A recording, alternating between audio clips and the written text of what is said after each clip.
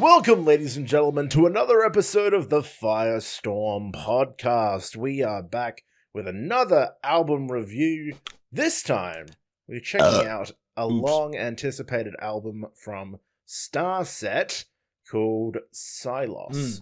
Now, we have not reviewed STARSET on the channel before, and I don't think you are actually too familiar with them, aren't you, Gus? No. I do know a few of their songs, like, My Demons, of course. I know a couple other, ones here and there. There was a while in college, I don't know why this one specifically, but I really liked the song Ricochet, which I think was on Vessels. Mm-hmm. And then they did a song with Breaking Benjamin, which was pretty solid. Yes. But that's about it.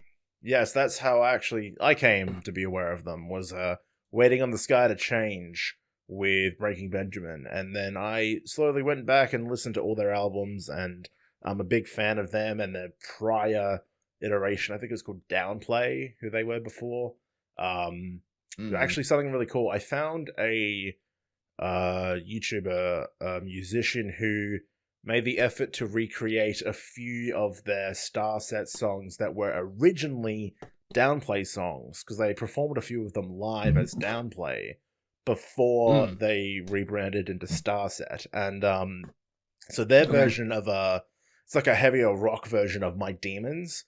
It fucking slaps as well. I'll try and find the artist a bit later. But yeah, so I've gone through and I've learnt a little bit of the lore behind Downplay and STARSET, and they're a very, very good band.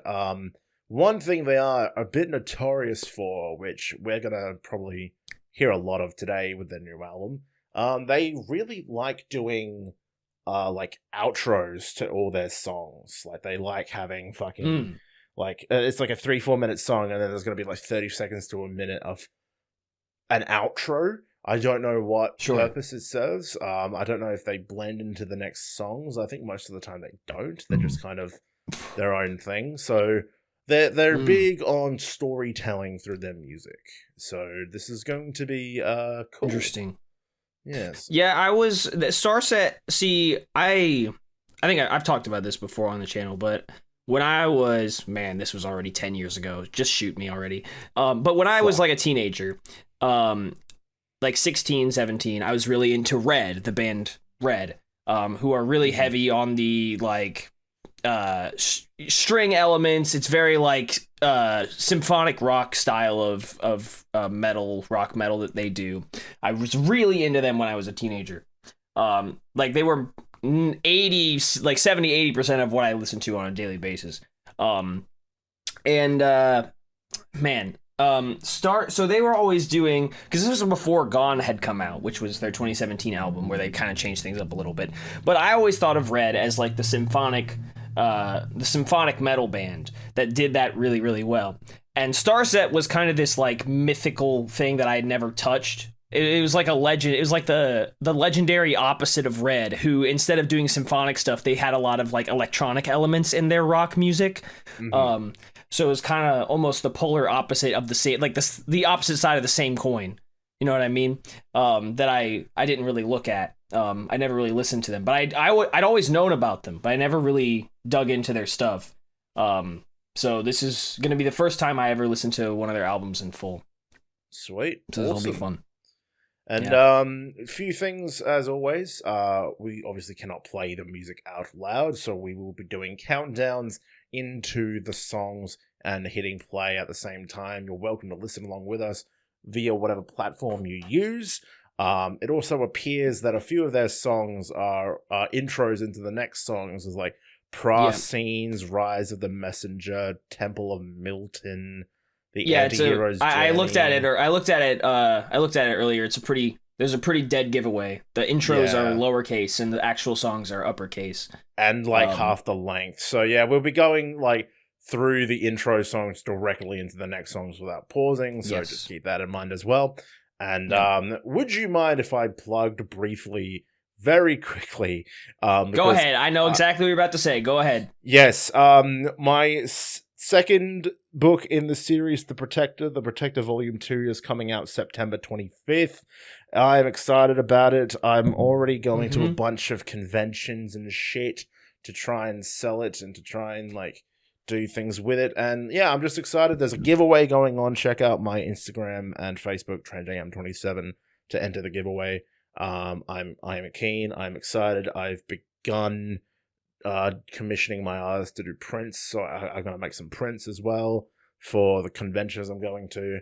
And I am currently outlining and getting the chapter outlines ready for Volume 3. So I'm excited about that. But yeah, September 25th, Protector Volume 2. Check it out. Check out Volume 1 if you have yet to. Thank you. All right. Well, I am keen whenever you are. Yeah. Let's do this. Trent mentioned it earlier, but just in case this is somebody's out there's first album review, the first time listening to one of our album reviews, excuse me. We're gonna load up the album, and you should too, because obviously we can't play the songs. We'll get copyright struck by the YouTube gods. So load it up however you feel like, and we're gonna count down, and you can listen alongside us. We'll give our live reactions, and then after each song, or sometimes intro, and then the following song, we'll give our thoughts on each one, and then at the end we'll look at the whole thing as a whole. So yeah, Spotify, YouTube, however you want to load it up. We're gonna do the countdown, play along with us. So we're gonna start with the first 2 tracks at once. We're going to start with the first track, Prize Sends, and then move into track number 2, Degenerate. Which is, Degenerate's really the first actual song. So, yeah. I'm trying to... Oh, the album art is just Earth. Okay. I thought it was something else. It's literally just the Earth, like, without the water. It's just the land. Yeah, anyway. Yeah, it's That's just cool. Some continents. All right. I'm going to actually play it first so that I know it's not going to fail. All right. There we go. Okay, we're playing the first 2 tracks starting in 3, 2, 1, go. Big boom. Can I get 5 big booms? Well, there's one. Can we get another? Oh, No. We ran out of booms. Oh, there's 2. Wait, This is actual, like, movie soundtrack shit. This is, like, out of Lord of the Rings. Legitimately. They're approaching Smaug. Yeah. This is like that scene in, the first Hobbit movie where they're, like, descending down to that fucking, whatchamacallit, the dark fucking cellar. I don't remember. I don't know. I know what you're talking about. Yeah. Ooh. This is cool, though. I like this. They love this shit. They love it. Who can blame them? It rips. I'm getting into it. It does help set the tone. It does. This chord progression reminds me of Celeste for some reason. It is very, like... it's like the electronic elements combined with, like, the... It feels like you're ascending something. Yeah. I get it. Very, like... uplifting somehow. Oh, and the drums. Here we go.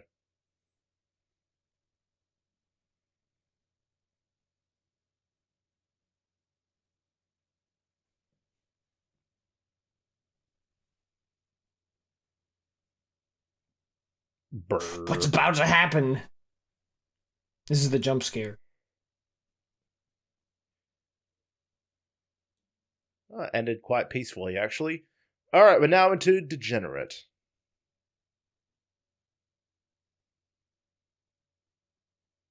Whoa. Ooh. Nice! I'm gonna turn my up a little bit.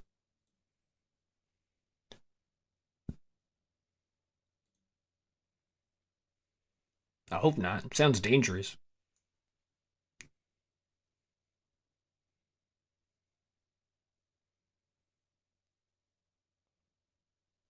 Well, their voices are really compressed.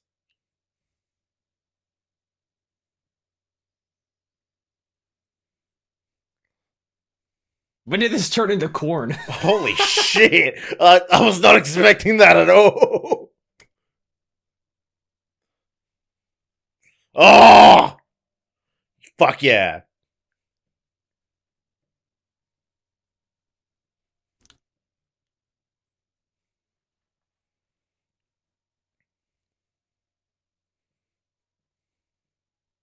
This falsetto is fantastic. Falling away. It's kind of like reminding me of From Ashes to New with the back and forth of different vocalists. Fucking hell. Yeah.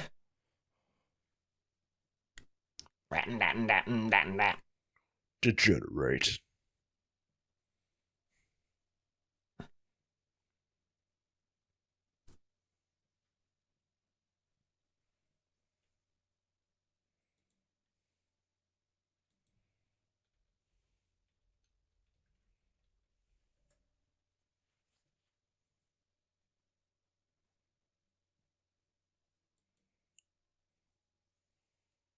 That was cool. How do I get out of this now? I broke it. There we go.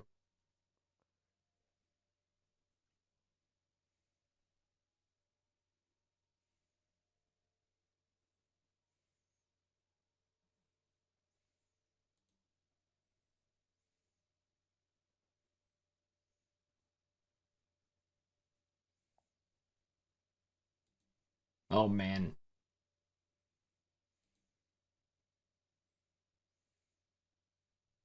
Oh. It just hit me. It's supposed to be degenerate as opposed to degenerate. Okay, great. Yes.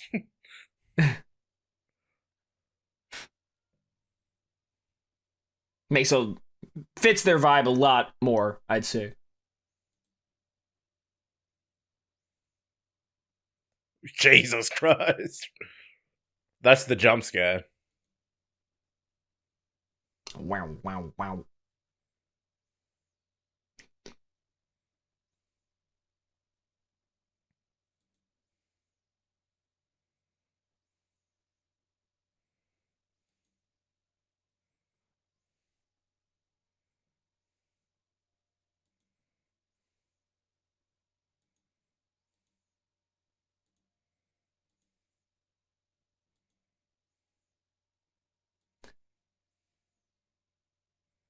Oh.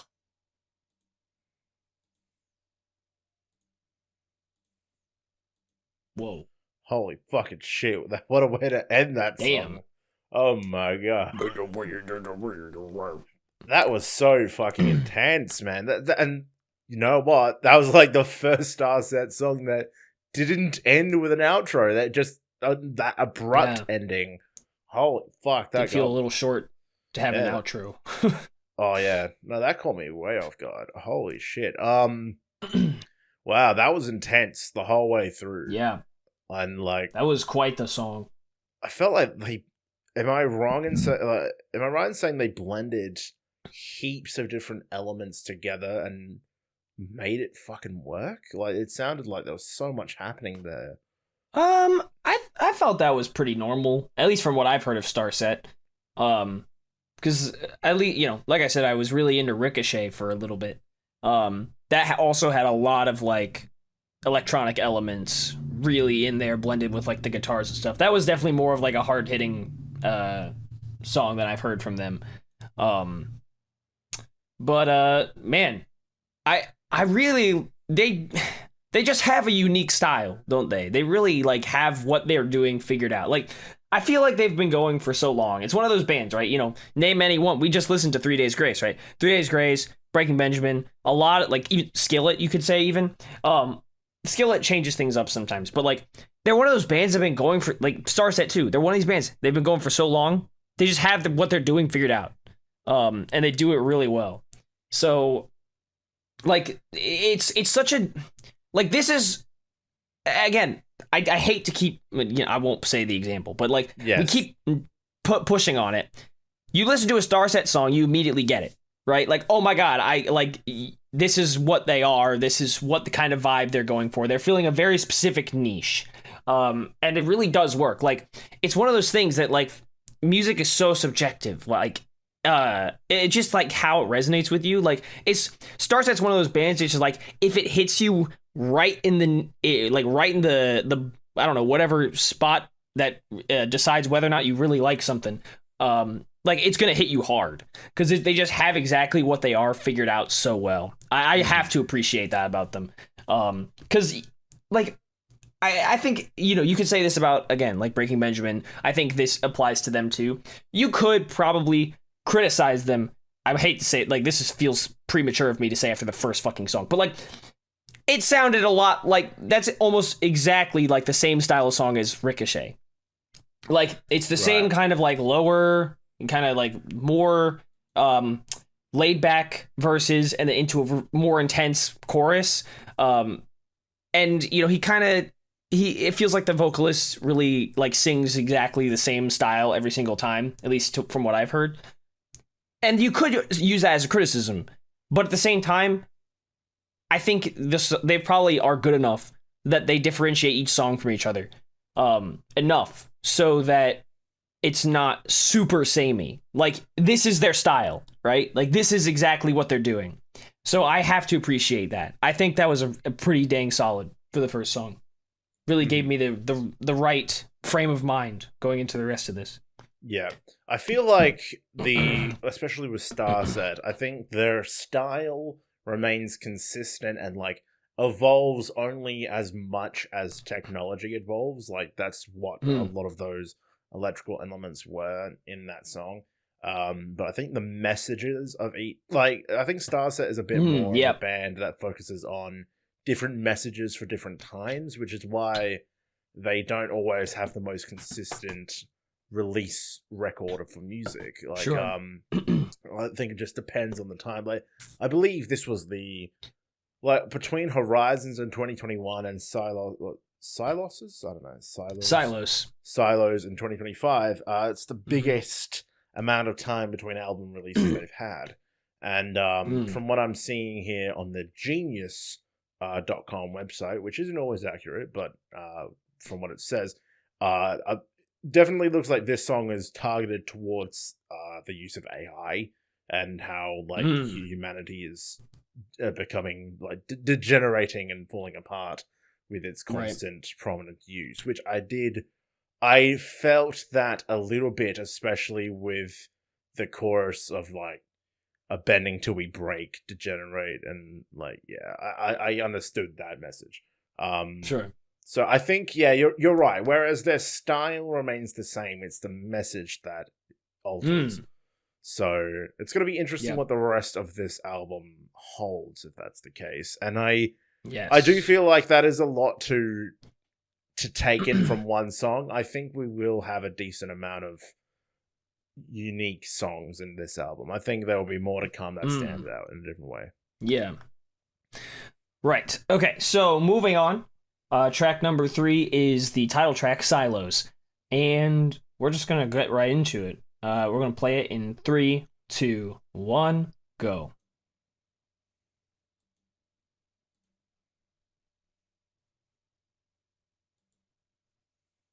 Whoa. Hey! I do love me some fucking synthesizers, man. This is hard.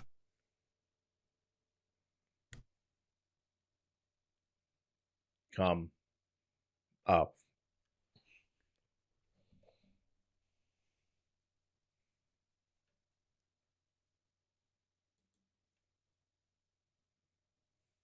Whoa, that escalated quickly.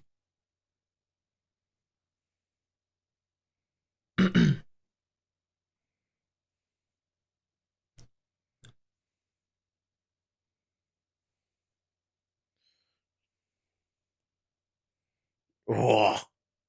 That's hard. I can't get rid of the Korn comparison, but I'll try to get it out of my head. No, it is a very valid thought, though. It's just, Korn makes me laugh. I just can't help it. But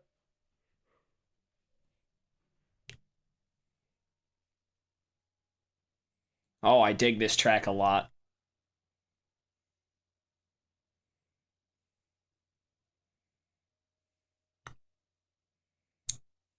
I really like when singers have a very, like, they make sounds like the certain vowel sounds they do a very specific way.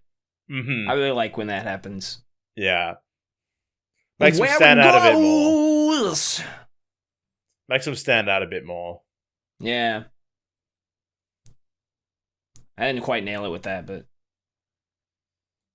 if I hear it one more time. Ooh. I think that's a reference to Monster.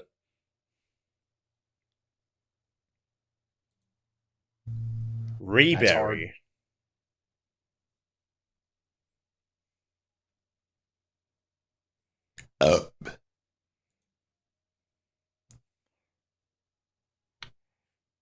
This goes that hard. lead synth is super cool. I love that. Rips. It's that O sound. He loves that O sound. Yeah, he does.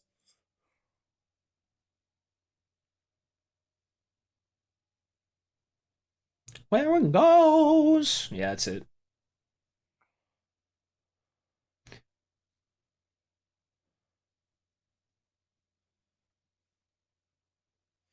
This is the type of shit they love throwing in.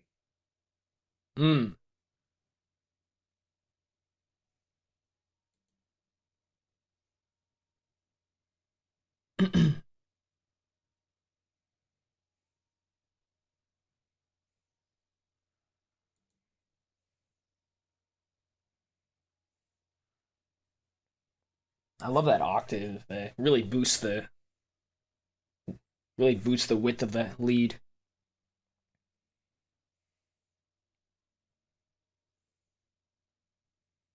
Oh, whoa. All right.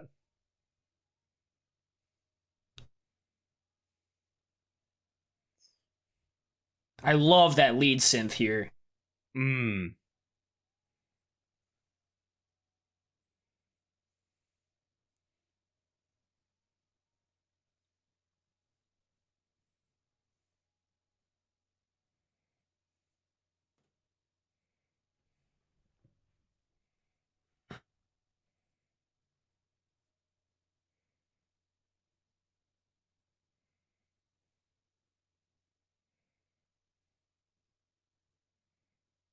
It has Why to not? do that, but yeah, why not?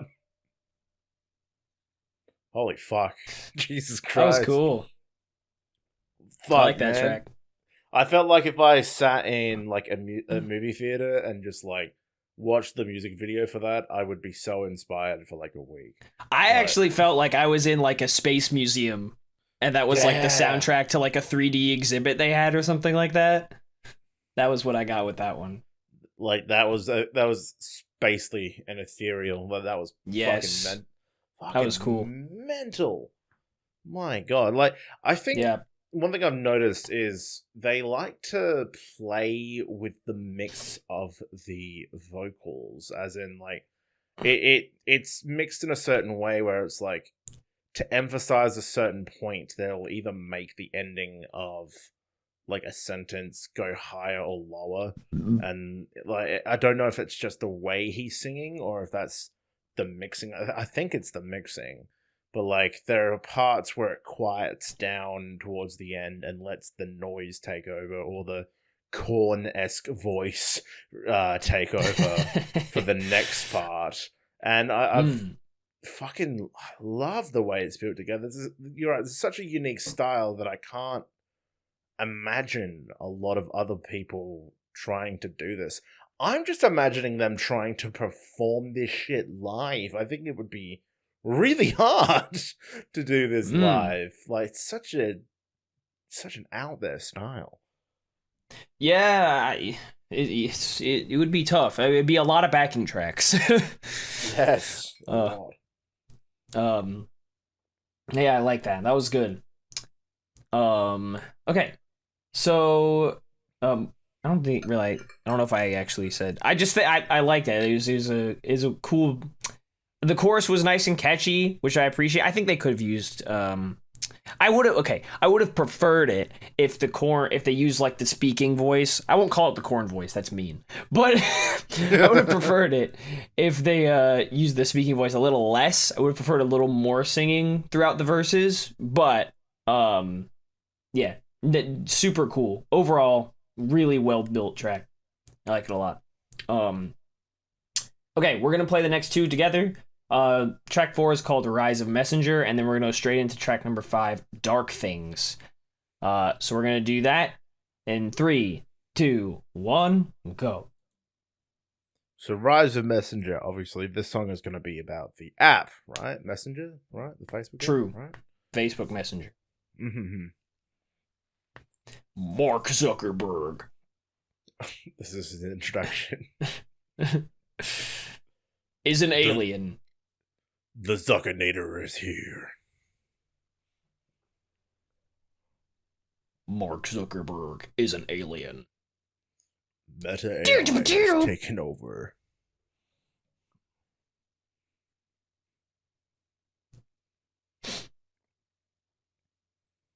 Whoa. Mark Zuckerberg in a Darth Vader mask.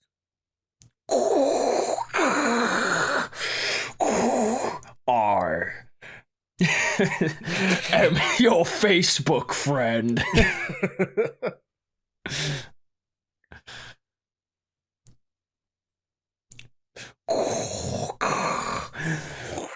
Mark Zuckerberg has sent you a friend request. It already has accept or accept.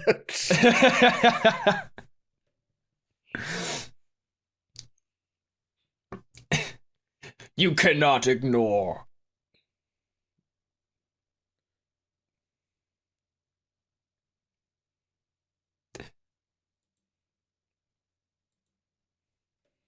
Again, this feels like someone has made like a movie trailer or something. Yeah, seriously. But it's one of those that like is purposely artsy and has no actual like characters speaking. It's just a bunch of shots from the movie. There's no speaking. Yeah. And bold just text this. on the screen, yeah. Yeah.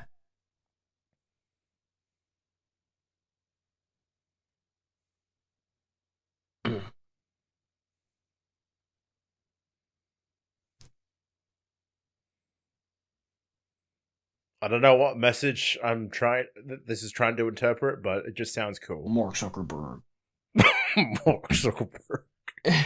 And here's Dark Things. Mark Zuckerberg.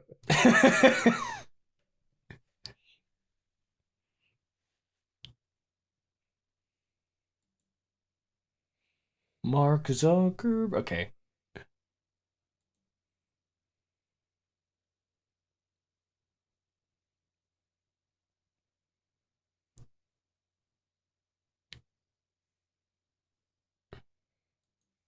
Crisscross applesauce?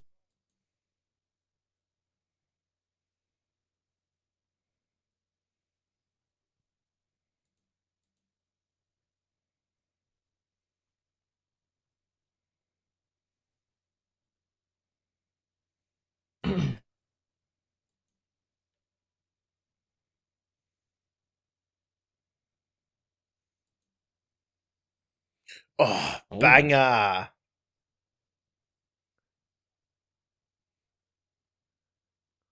See, this is the kind of thing I think I've been missing by not listening to all like the albums as in their entirety. Mm-hmm. I feel like they've probably done something like this before, but this is different. I like it. Yeah, literally, Mayday, we've been sinking here slowly is a direct reference to My Demons. Well done.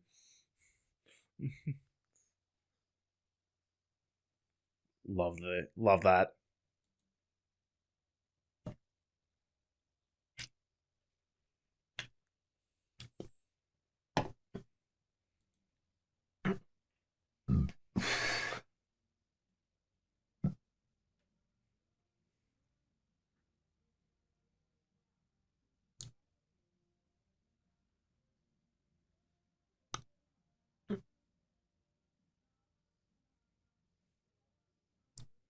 I've never heard anyone pronounce idiot like that.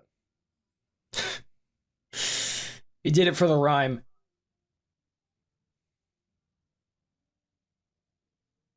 I did it for the rhyme.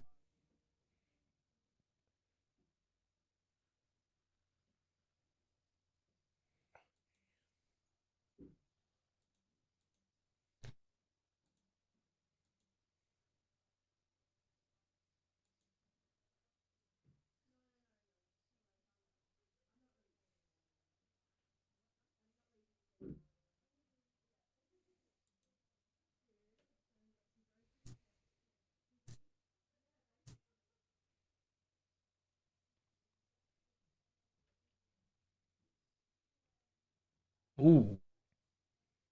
Ooh. This Ooh. rips shit.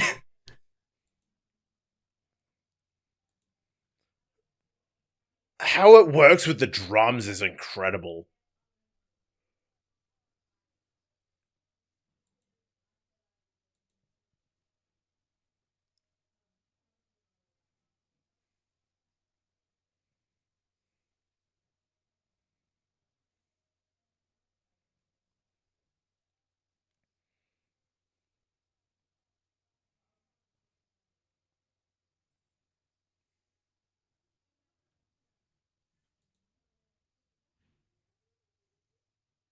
Mm.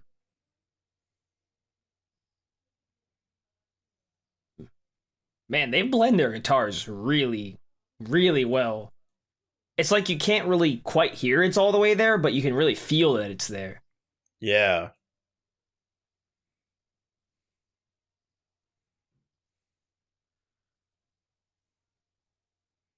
Ooh.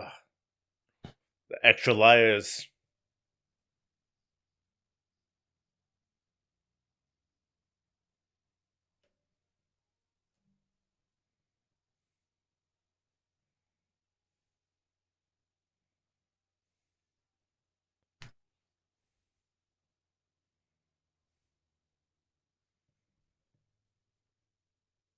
That was hard.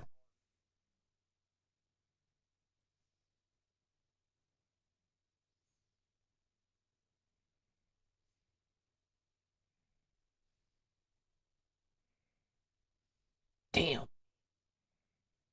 That was fucking incredible. Damn. I Damn. will admit, I've heard the chorus before only because I used it for one of my Instagram posts a while ago when the single came out. But I swear it sounded different. Like, a part of me thinks the single sounded different to that. That was interesting. But I also saw just a random like Instagram or Twitter post or something because StarSet. I don't think they post anything if often. I do remember seeing someone say, "I think Dark Things is a direct sequel to My Demons," like as if the demon won. And honestly, like reading the lyrics along on Spotify, I got that impression. Like that's what it felt like. And yeah, fuck man, what a Damn. banger! That was great. It was a little bit more like they got the hip hop hi hats and shit instead.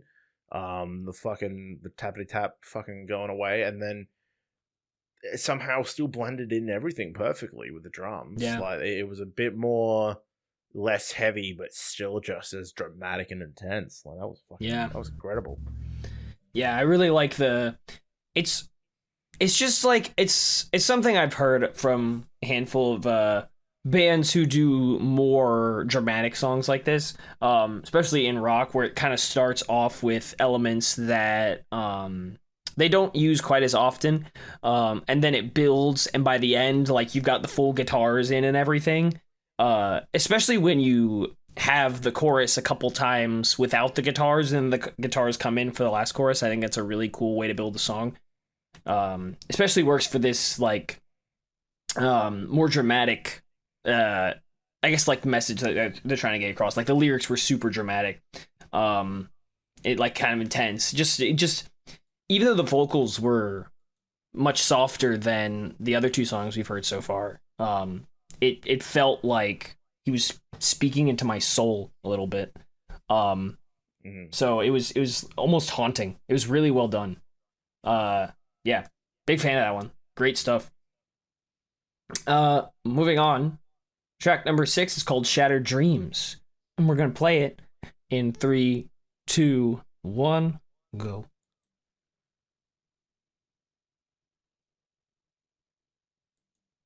This is it, but they're I'm about to get jump scared.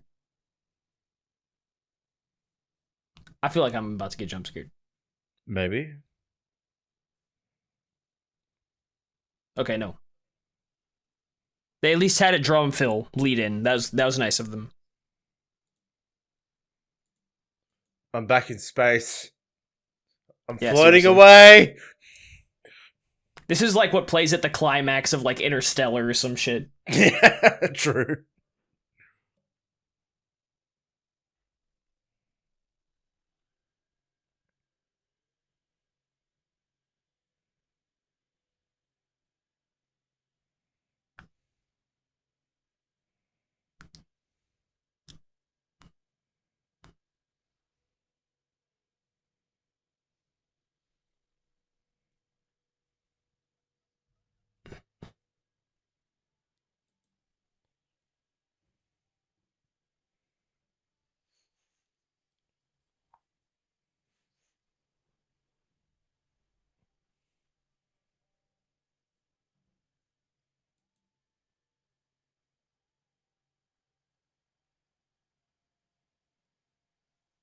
Oh,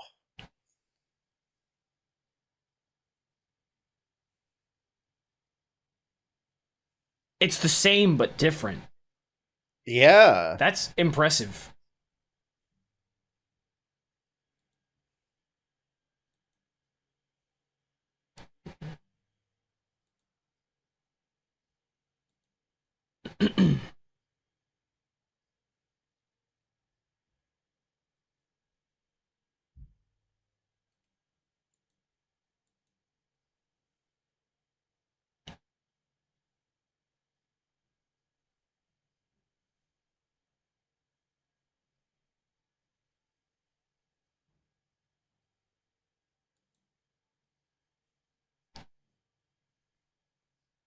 Feels a little ordinary, but not in a bad way.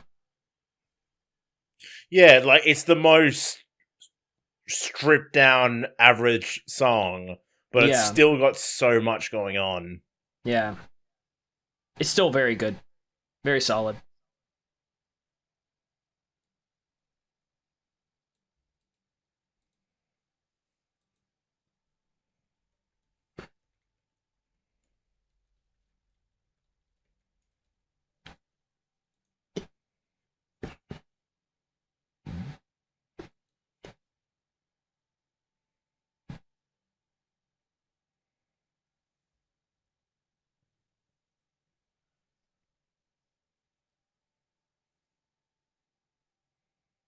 That pluck is nice. Surprising. Really contrasts.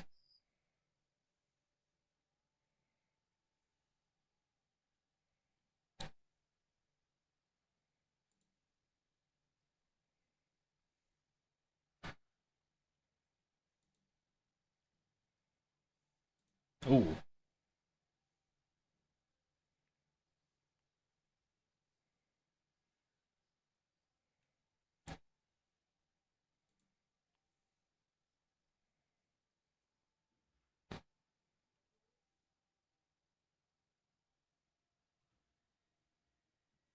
Hmm.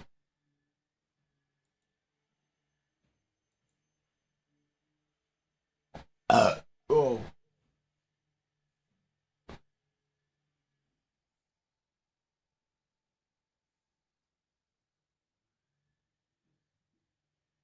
Damn.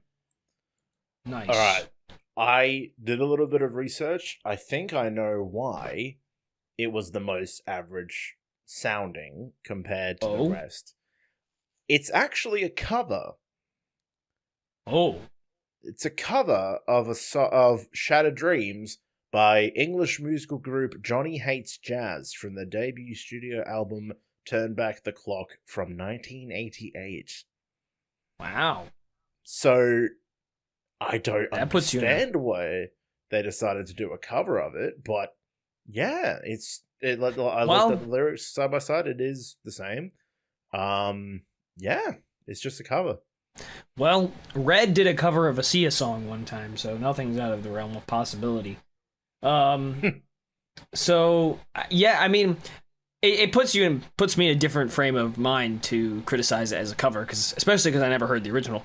But at first, when I was listening to it, I'm like, this is probably what I would almost exactly what I would expect to hear if someone told me what STARSET was and I'd never heard them before. So I think that falls exactly in line with pretty much exactly what I would expect to hear. listening to them for the first time. It was solid. I really liked it. It was a fun little track. Looking at it as a cover, I do want to say it didn't quite, like, looking back on it, it's easy to be like, oh man, it didn't quite feel like their style of writing, but it kind of didn't. It did in some ways and didn't in others. I don't know. Just kind of felt a little bit off. But yeah, it makes sense that if it's a cover. I did like it though. No, that's the same. Like, I liked it as well, as in, to me, it felt like bare bones STARSET. Like, that is the baseline of what you're gonna get, and you're always gonna get, like, on average, you're gonna get a lot more. You're gonna get that cinematic rock, ethereal version, like, type of feeling you're gonna get from all the other songs. It's just that one. It just so happened to be a cover, so it felt like they worked within their means to cover it appropriately.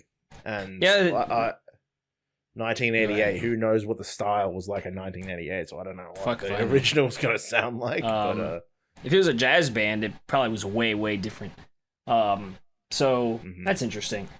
It's just cool to listen to this, because I've been working very hard recently on a cover of my own that uses a lot of synth elements that I've had to, like, create from scratch. I recently bought a synthesizer where it's, like, very user-friendly to sort of design synth sounds. So I've, in, like, the past few weeks or so, I've learned a lot more about synthesizing and, like, how to create synth sounds than I ever thought I would. So it's just interesting hearing a bunch of these. Like, I can identify waveforms and shit now. I'm way too deep in the hole. Either way, it's very cool, because, like, you also learn, like, vocals have a lot of, like, synths almost work in a very similar way as vocals do in some aspects. Like, the way, I don't know the name of the vocalist, but whoever he is, the way he sings very open. Like, his mouth, you can kind of tell his mouth is very wide open when he sings, especially when he gets up there in the upper part of his range. And not everybody does that. So it's how a lot of rock singers do, obviously, to emphasize the consonant sounds and just really belt it out, right? But there was this part I mentioned, like, while we were listening. There was a part where, like, there was a very soft pluck synth sound happening behind everything, which was it felt very, like, closed off as opposed to open. So it really contrasted with how the vocals sounded. I thought it was interesting. I've never heard anything quite like that. Because usually I feel like most songs will try to match. In the softer parts, they'll do more closed sounding synthesizers, and when it's in the big chorus, they'll do, like, more open sounding synthesizers. It's interesting.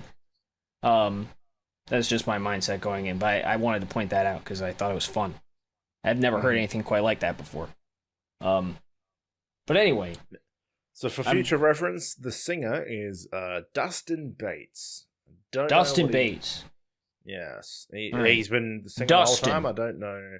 Good old Dustin. Good old Dustin. Man, I'm looking at their current members on Wikipedia and all of the things they do. Like, fucking hell, man. There's so many different instruments. Like, Dustin alone does lead vocals, keyboards, piano, synths, guitars, soundboard, programming from 2013 and present. There's another guy that does bass, keyboards, backing vocals, another guy that does guitars and backing vocals, another guy that does drums and percussion, another guy that does violins and keyboards, another guy that does cello for touring, and another guy that does guitars, synths, soundboard, and drum pads. Fuck! Holy fuck. That's crazy. That is ridiculous. Yeah, shit. All right. So from that, you can kind of tell a lot of this is probably the Dustin. A lot of this is probably his brainchild.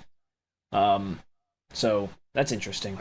I'd like to think so, considering he does not only all of that, but programming as well. And he's like, I think it is his band, essentially. So yeah, that would make sense. We're speaking from the point of view of semi-noobs. Like, I've listened to we don't know anything. I've listened to all their songs, but I haven't done that much in-depth research. But Yeah. Fuck. I feel like, yeah, you're right. This is Dustin's brainchild. This whole Yeah, album probably. and band. Like maybe not every song is necessarily written by him but like maybe the idea and like the style is based on like his ideas and stuff like I don't know. I don't know anything. So Yeah. but yeah. Okay, moving on. Track number 7, we're gonna do the next two together, of course. Track number 7 is called Temple of Milton, and track number 8 is Brand New World. That's the next full song. So we're gonna do those back to back, and we're gonna start in 3, 2, 1, go.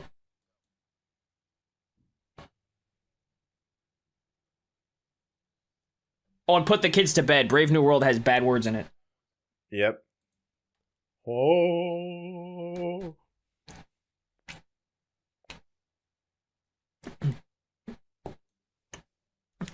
Anyone who watches the channel knows I'm a big fan of chanting. Metaphor Refantasio has converted me.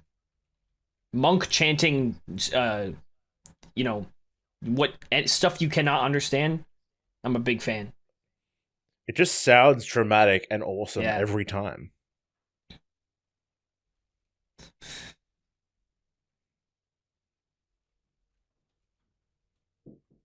Like, yeah. Damn.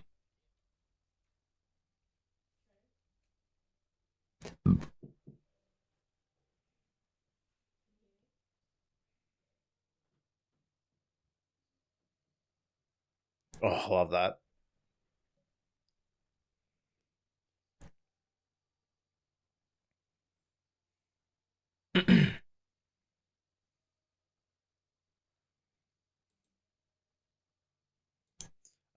I think they're saying "save us" at one point.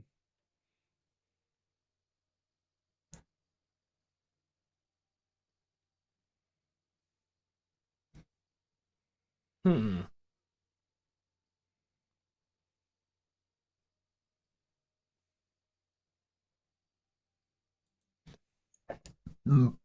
Oh.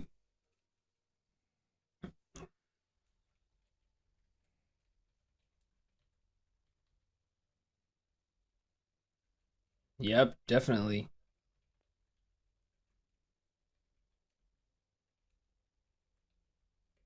Take us from darkness.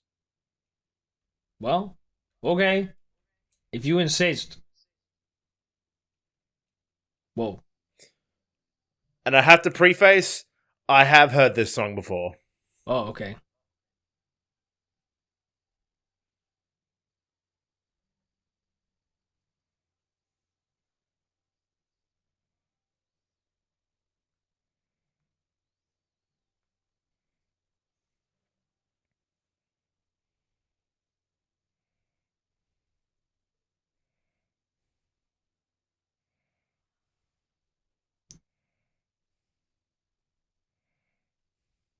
Whoa.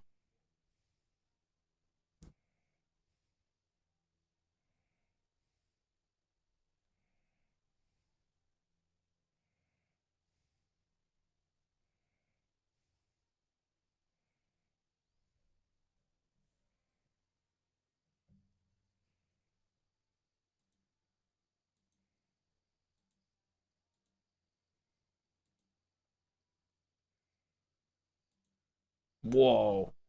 That was edgy. I love the violet. The dun dun dun dun.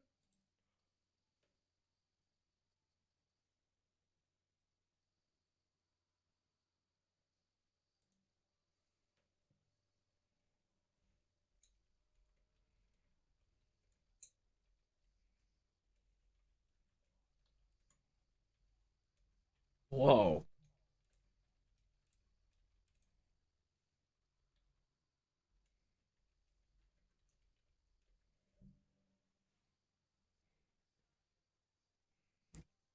Huh.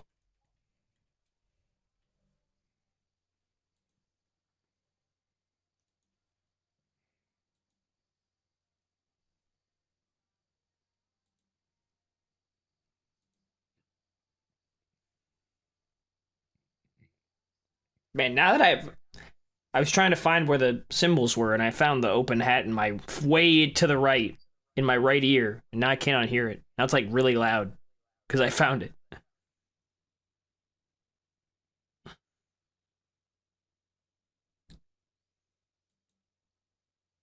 Huh. This does feel. This feels distinct. I like it.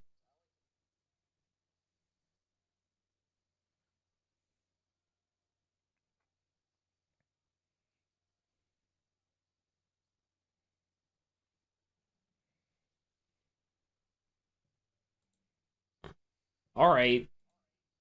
And I don't That know little if bit of edge. I love it. wasn't quite ready for that, but it's fine. A guillotine. Yeah. Whoa. What is it, Skrillex now?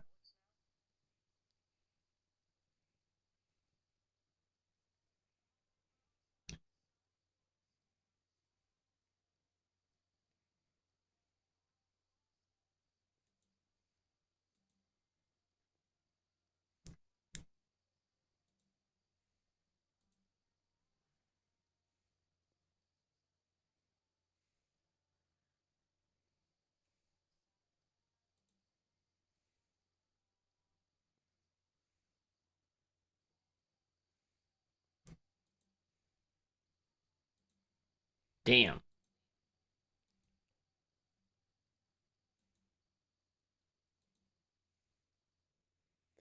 And here's just an outro of bullshit, which I told you they were notorious for. Yep. But, you know, with the Temple of Milton context, it actually does make a lot more sense. Yeah. I miss the monks chanting, though. No monks chanting in this. God damn. Sucks. Fucking hell. That felt very unique. I like it. I believe that was the first single they dropped for That would make sense. the album, and also if Genius is correct, which I think it might be, that's the first time they've ever used fuck in a song. Whoa! Like that out of everything to point out, apparently that's the first time they've used swearing in a song. So good on them for the years of restraint. But yes, no, that is definitely better than us. 100%. I mean, if you looked at what happens when you turn restricted videos on. Oh man, that's so legendary. Anyway, yeah, turn it off. Anyway, yeah, no, that is definitely a far more unique song, and I think, whereas the sound of Shattered Dreams is like bare bones, STARSET, to me, that set, like, Brave New World sets the fucking bar. You have to excel beyond that. I think like Brave New World is one of the most perfect STARSET songs because it has everything in it, and I fucking love that. I love that. It's a banger. It's hard to describe though, because I was gonna say it feels, because when I was listening to it, basically all I could think of was how it had a lot of stylistic things about it that made it feel the most modern. I don't know if that's the right way to put it, but it feels like it was doing a lot of things instrumentally and stylistically that were intended to just break conventions, to just do something different a little bit for the sake of it, right? Like there were a lot of instrumental breaks while the singing was still going on. Like kind of the instruments would cut out and then come back in. It would just kind of do some weird shit sometimes, not in a bad way, right? Like it all made sense in the context of the song, but it would kind of just like do things, and it would be a little all over the place sometimes, which is, I feel like, what a lot of more modern bands will do, or even just modern hip hop artists will just like include elements or do rhythmically strange things for the sake of being different, which in this case I actually think worked to this song's advantage, especially in the context of the album. It really made it feel unique. Because again, I only have Ricochet really to go off of. I haven't listened to My Demons very much, but Ricochet is a very steady song. It's very much the same thing. Oh, like, you know, a very, very much holds its ground. It's exactly what it is. That was that took me for a little bit of a ride. Brave New World took me for a bit of a ride. I like it. I think I prefer a couple other tracks on this album, but it was very good. So, solid stuff. So, moving on. Track number 9 is called Dystopia, and they might say the fuck word again. So, beware. All right. Playing it in 3, 2, 1, go.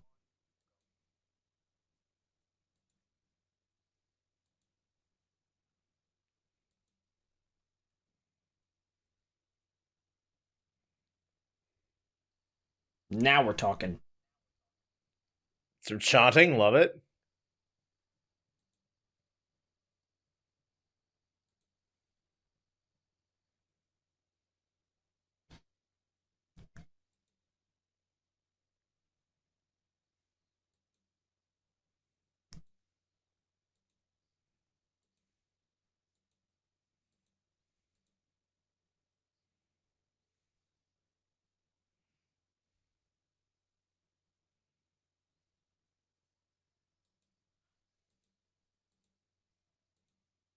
Whoa.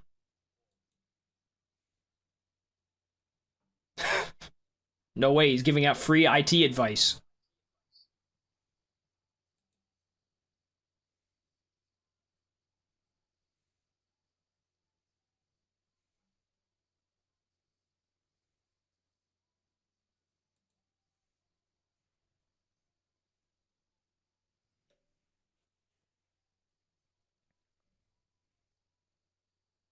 Interesting. Hmm. This is a lot grittier than the other songs, too. Man, they're doing a good job. Yeah.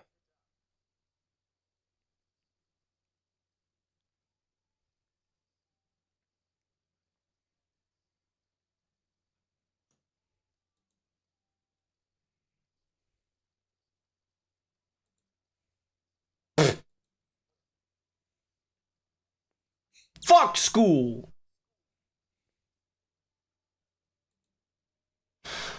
What? Yeah, that is the fucking fuck word.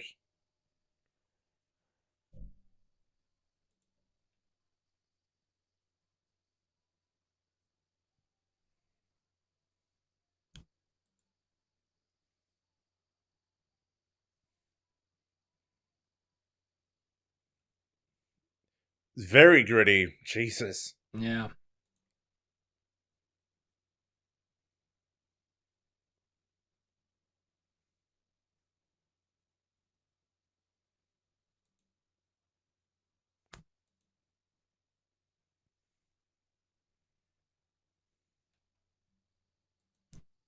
Man, that's a low tuned guitar, man.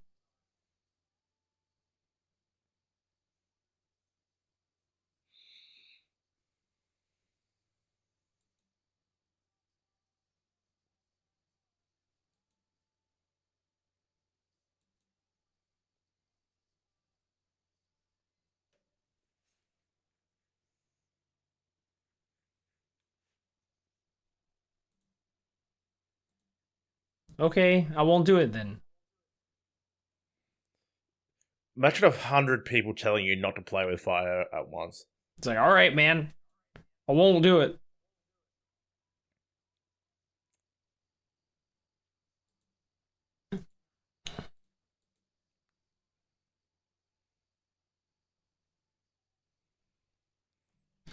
Now we go! Like that.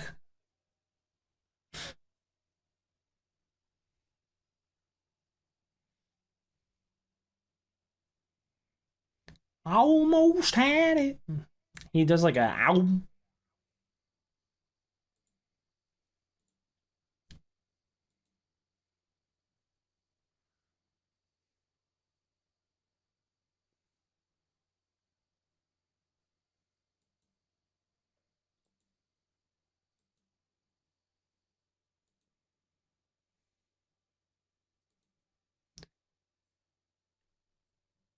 Huh.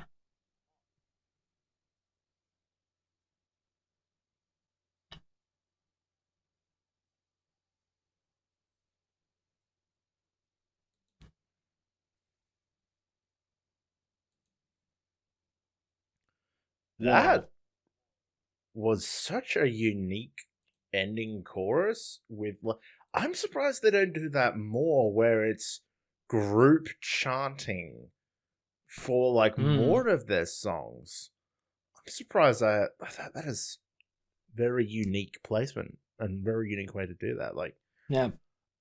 gritty is definitely the word, and I feel like that was the most like. Whereas a lot of the prior songs had lyrics you could interpret in different ways. That one was the most direct, Yeah. like direct fucking messages throughout the Very entire explicit. thing. Yeah.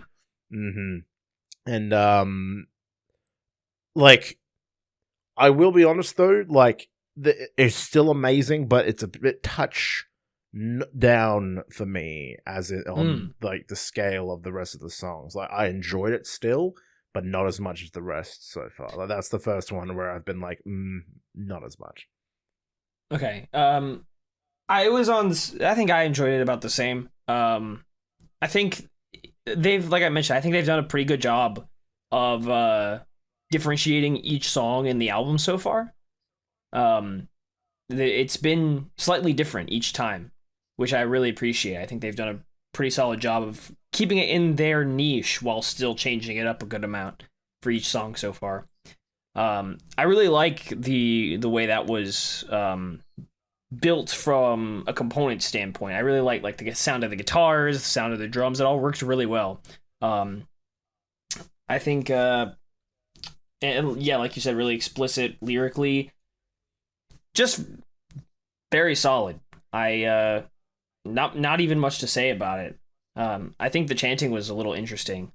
It was felt a little not out of place, but it just, I don't know, sounded a little bit off to me. But maybe my ears are failing me.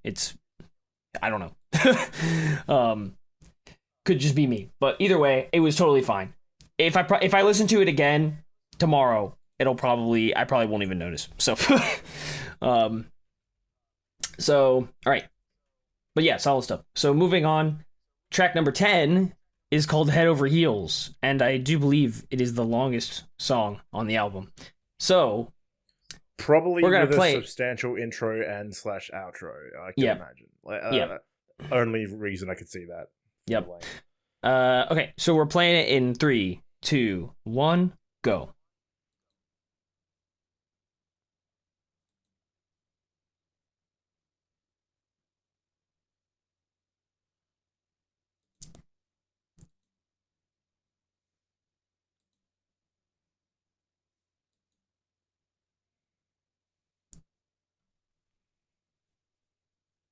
All right, go on. I'm waiting.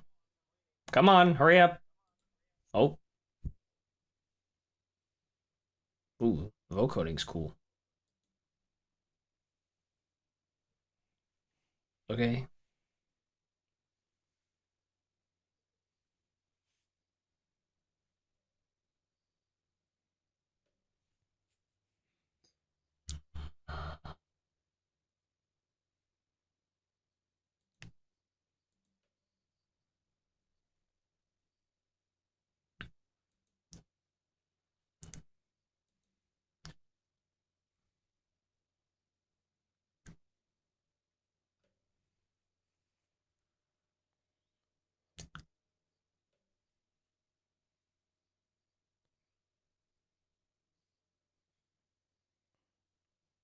Oh man.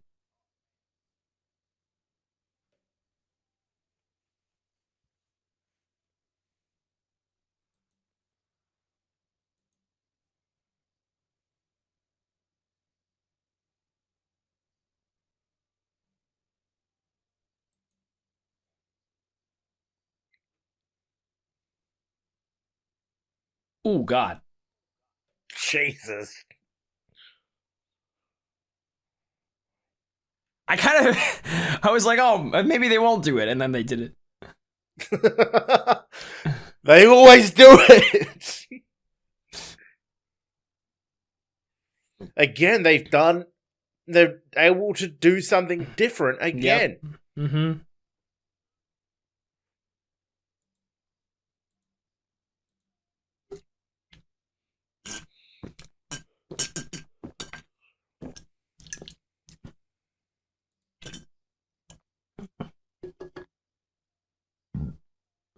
Sorry?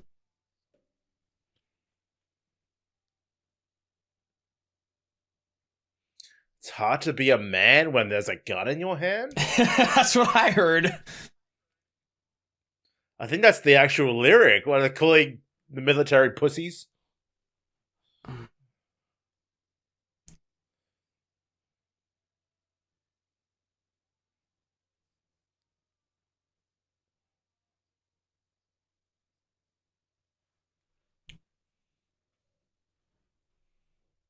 Whoa. That phase drums are cool. Damn, that was cool.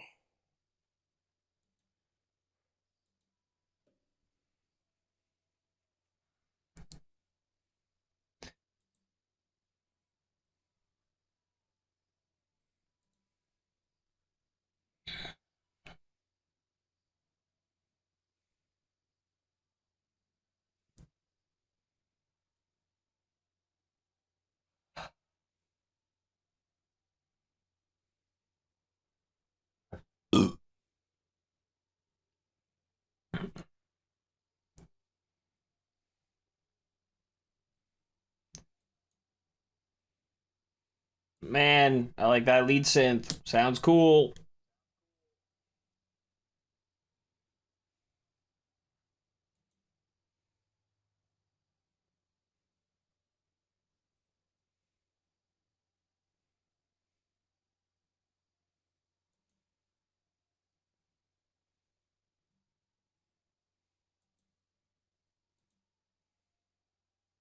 Damn. I know this is supposed to be dramatic effect, but it's losing me a little bit. Oh,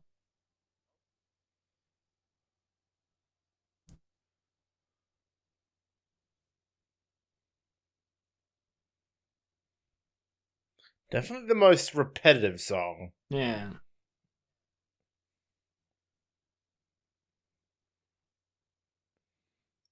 And see, I don't know the message of this one either.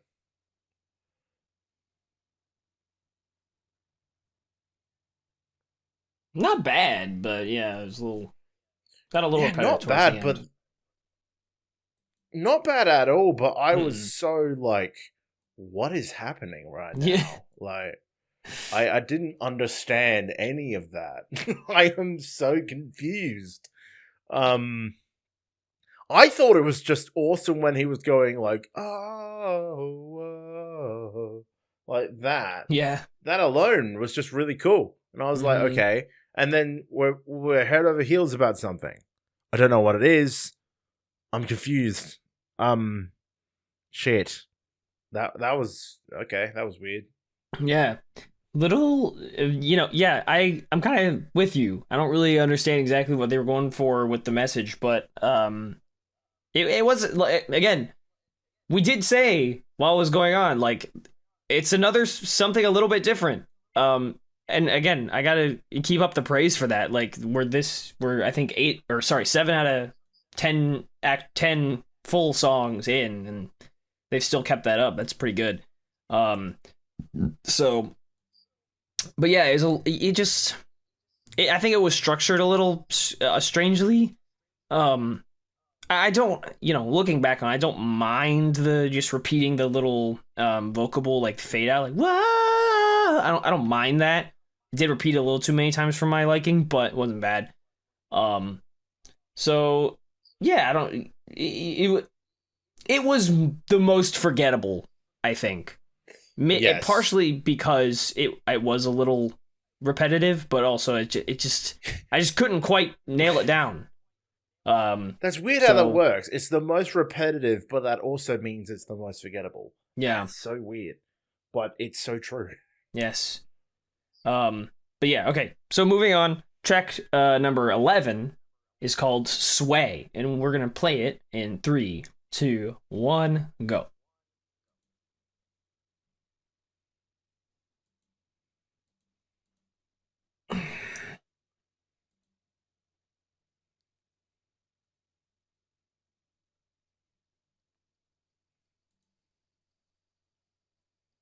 Ooh.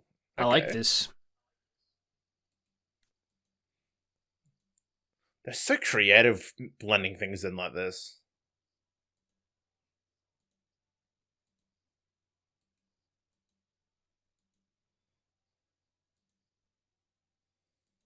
Man, no effect is off limits for these guys. No way.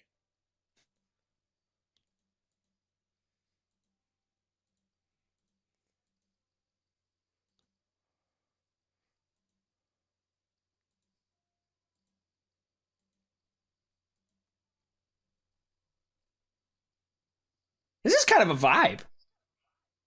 This is.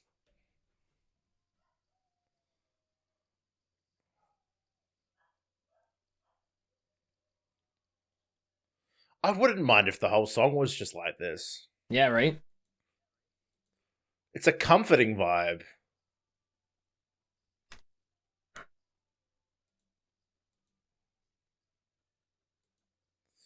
I feel like I'm simultaneously in a rave and floating in a pool. Yeah. I feel that. I need to make that happen now. Yeah, right? Come to my rave, but it's in a pool where you can get a floaty. No, but I just imagine like a pool with a roof that has flashing lights happening. Yeah.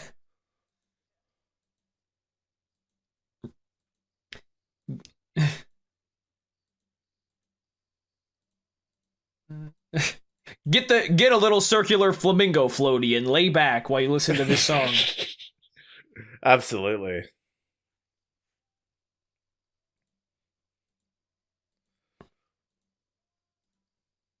I need to be in a sensory deprivation chamber while listening to this. Deprivation of everything except my ears. Please, I will see for like 1,000 years into the future just by listening to this. Please. That's actually true. This is absolutely a track that plays while like the main character's life is flashing before his eyes. Yes. 100%. Like right before he like jumps out into space with no spacesuit to rescue the girl. Manages to push her back in. Yep. As he floats away, he smiles. Exactly.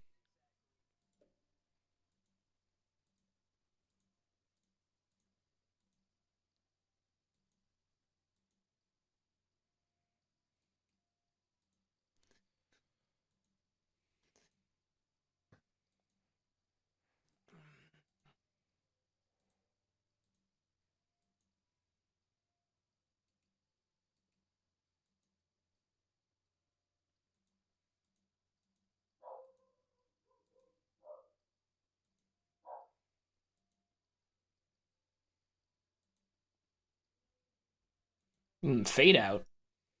I don't hate it. A little long, but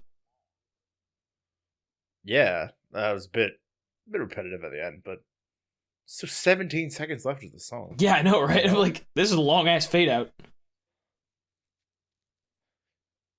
I think, dude, like everything I described is just the way I feel about that. I am so happy that they didn't switch between, like, they didn't bring it back the Korn voice or anything. Like, they just exactly. Dedicated. They were dedicated to that. And it fucking, that slapped. Like, that was a great song. Such a vibe. Yeah, great vibe. Just sometimes that's all you need, especially like in the second half of the album where it's like, who knows what they're gonna put here, right? Like, who fucking, like, the second half of the album is like the Wild West. Like, you never know what you're gonna get in the second half of a rock album. Never know exactly what you're gonna get. I feel like sometimes we just get the weirdest shit out of nowhere. I don't even want to call this a rock album. I want to call it a rock experience. Like, something fucking mental. Yeah, it's certainly something else. But yeah, I really like just chilling listening to that song. Like, it really stuck to its guns and what it was. That was solid. I really liked that one, actually. Really, like, you're right. It's totally comforting. It's very like in an ethereal kind of way, in an I'm looking 1,000 years into the future kind of way. Yeah, no, dude, literally, like, I need to be like in a sensory deprivation tank, like floating in a pool, headphones on, just listening to that on repeat, and like and I will see the future and I can tell you what happens. Like, honestly, are like, we fucked or are we not?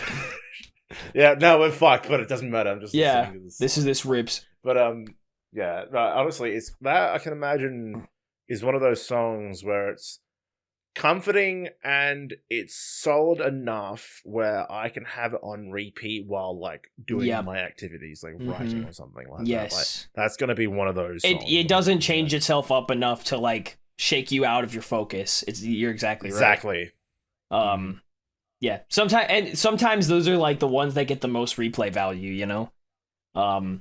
It's totally worth which is fucked because looking at this, it's one of the songs with the smallest view counts that's not an intro song. Well, probably just like, hit, right? It probably was one of the ones that wasn't a single. Yeah, it's one of the few isn't a single and this album came out like 3 days ago, so I understand that, but like at the same time, like shit, I want that one to have more attention to it. Well, that was solid. So moving on, we're gonna do the next two, and then we'll probably do the last three together also at once. But yeah, the next two, track number 12 is called "The Anti-Hero's Journey," and we're gonna go straight into track number 13, "Toxic," but spelled like if you were 4 years old. So we'll see how that goes. So we're gonna play those two together, and starting in 3, 2, 1, go.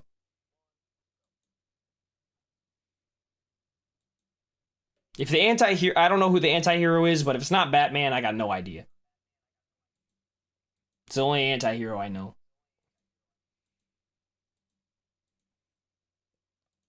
I don't know if this is the vibe Batman would go for. Maybe not. Maybe unless he was an astronaut. Batman in space.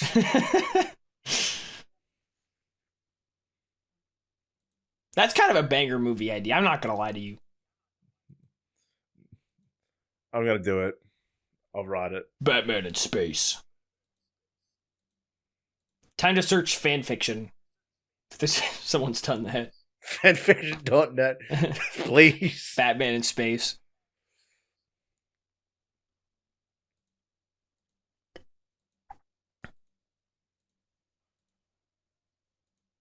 I like the piano because it's unfiltered. Batman in space. Batman in space. Batman in space.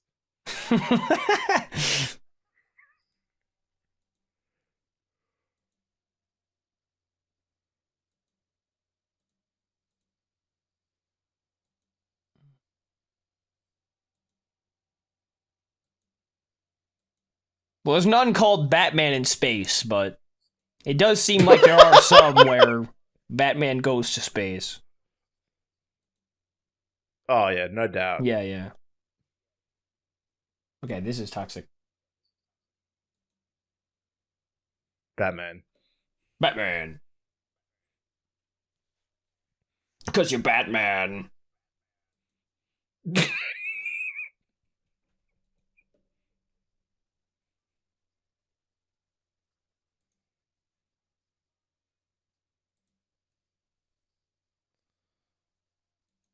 Oh.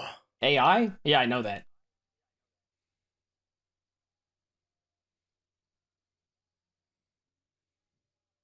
Imagine Dragons?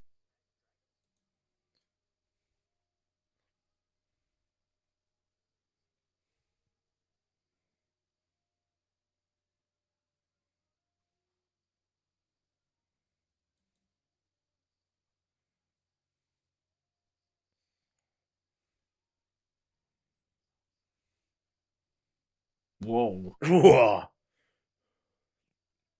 This is a thick mix. Holy. Thick mix. It's a thick boy. Very true. 3 C's. Since we're in the business of spelling things wrong.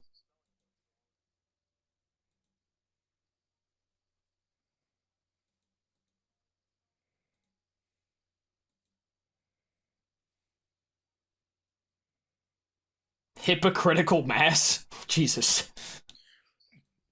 Just smash words together. Why not? Yeah.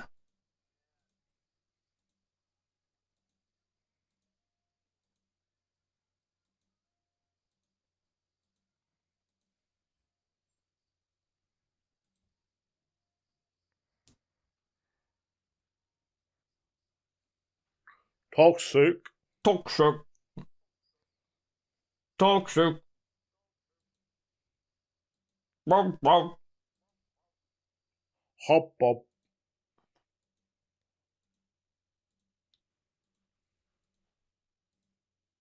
Huh? Excuse me. Whoa. This went in a direction I wasn't expecting.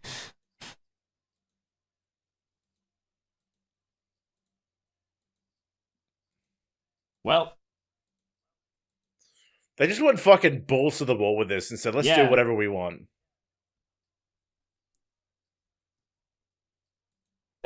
it's like they're just like, by the way, this song is about capitalism. I swear they were just like, can we copy Eminem for 5 minutes? Yeah.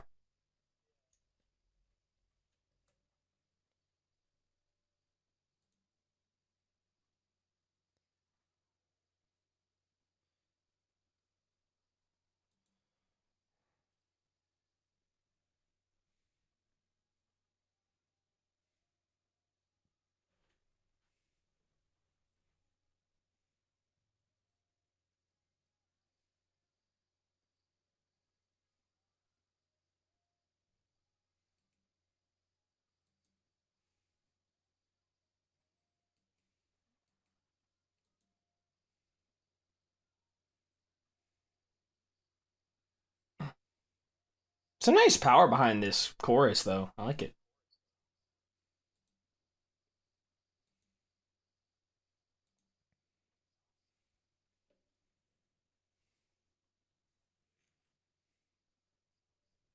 All right. Yeah, fucking hell.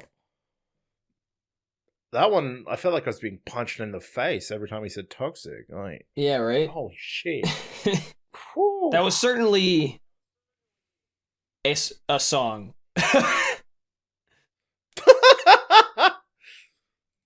It was you said, what did you say before? Thick mix? Thick mix. Like, it was very, like, so the electronic elements were really, really in there. Really in there. There was so much happening.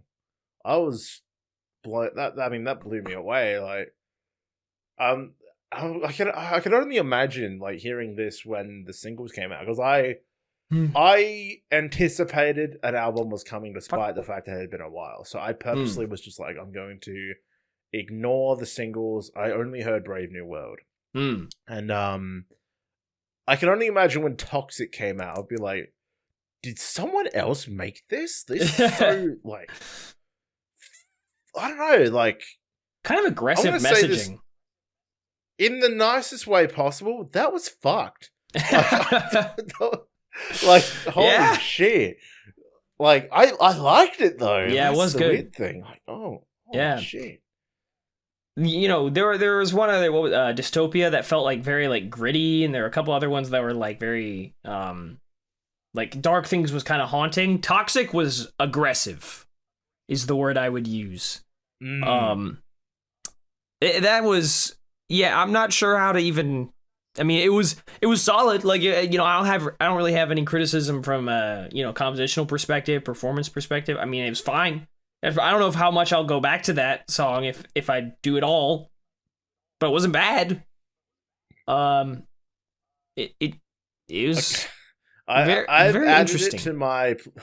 I've added it to my playlist, like, of just everything I like. I can imagine, though, as soon as it comes on, I'm gonna be like, I'm either gonna be like, "Fuck yeah, this is epic," or "Holy shit, this one again." Oh my god, this! It's gonna be very interesting. To, we'll see. To check out. Oh god. Okay. So we'll just do all three of these now. The last three all in a row, because two of them are interludes, or I guess the one's an outro. So track number 14 is called At His Altar, and then we'll go straight into track 15 called Ad Astra, which I do believe is Latin for to the stars, I think. Something like that. Huh. And the outro song, track number 16, is called Requiem of the Order. So we'll do all three of those back to back. That last one's 4 minutes, though. We'll see. It might be a song. Who knows? But it's lowercase, so it might not be. I don't know. Who knows? So we'll find out. But we're doing all three at once, so let's get this last part done. We're starting in 3, 2, 1, go.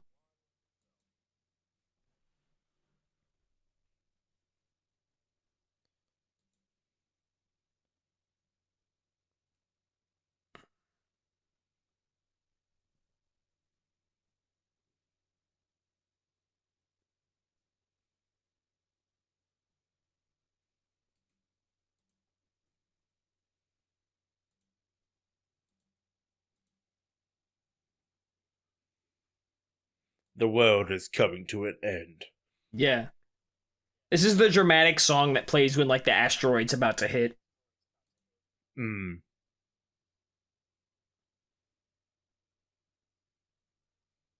Everyone's like hugging their families. Yep. Ooh.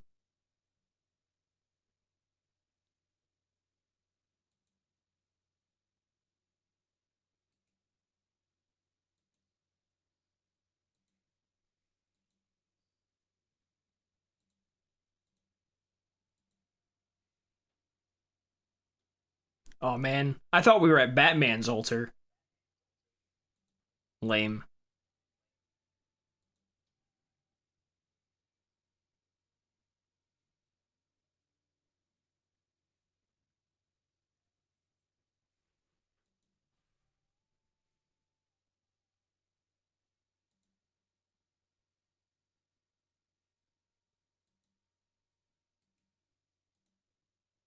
Uh-huh.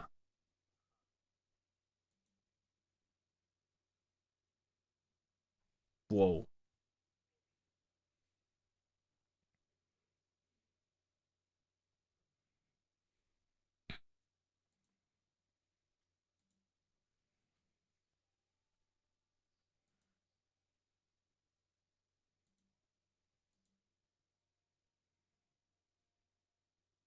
No way. Twinkle, twinkle, little star reference? Based. In the year of our Lord 2025.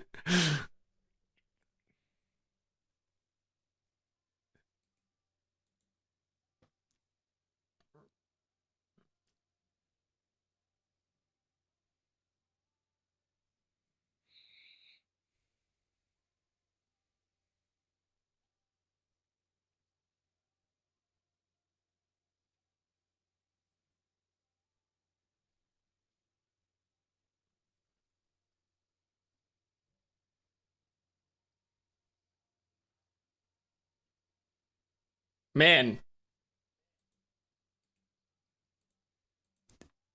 Dude, this is the song. You remember that motherfucker that saved his girl in space? This is what's happening while he's like floating there. Yeah, this is just In everything going space. through his head at once. Yeah. This is like the song that's playing like while he's like, man, I lived a good life.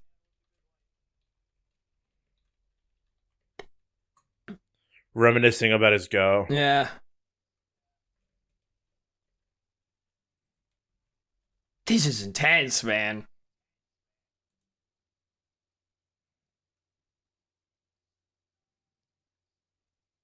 But it's not, but it is. Man, wah.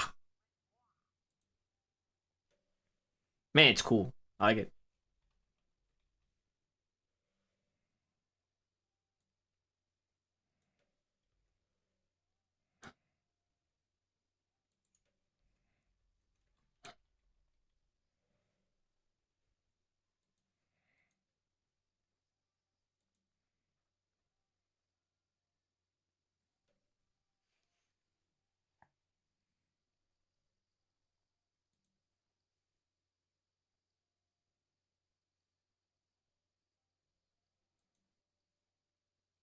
Me too.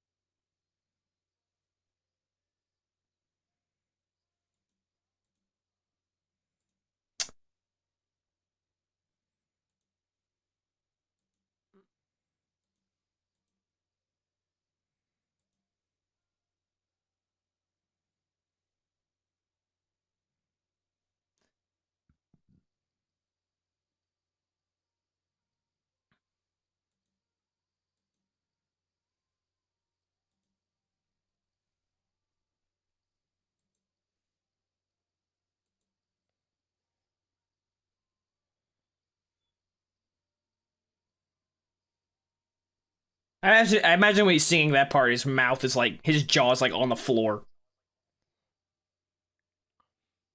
He could fit several hot dogs into his mouth. Yeah.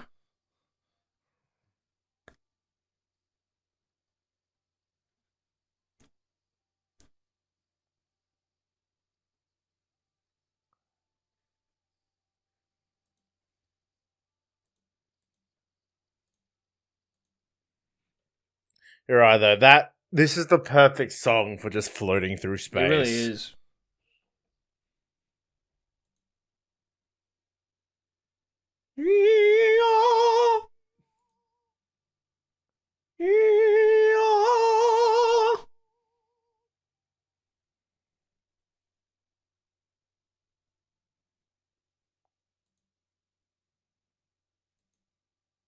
Okay, straight into it.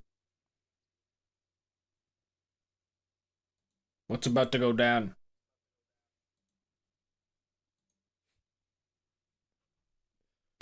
Me about to be confronted by God. My face when God says you fucked up. You were not coming in here, brother. Ain't no way. Ain't no way.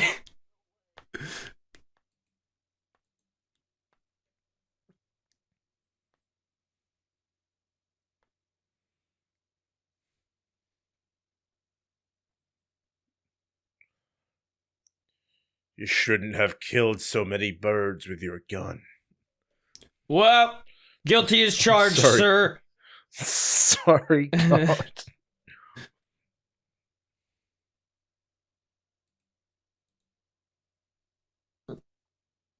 It's them damn birds. They're the government spies. That's when God drops the truth on you. No, dumbass, they were just birds. What? No! Killed so many! They had families, probably.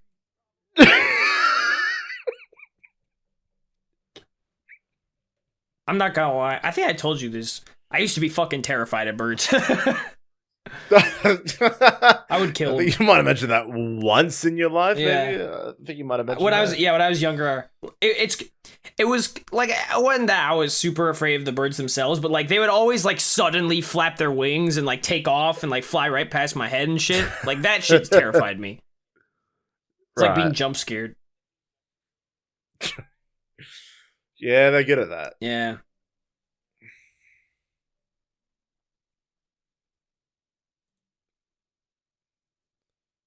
This is just, I don't know. I mean, it's cool. It's very cool, but Bit long. what are you trying to tell us, guys? Like I have a playlist that's just filled with like video game and anime soundtracks. I'm gonna put this on that. Dude, this feels like a fucking Halo menu screen song. Like, it actually does.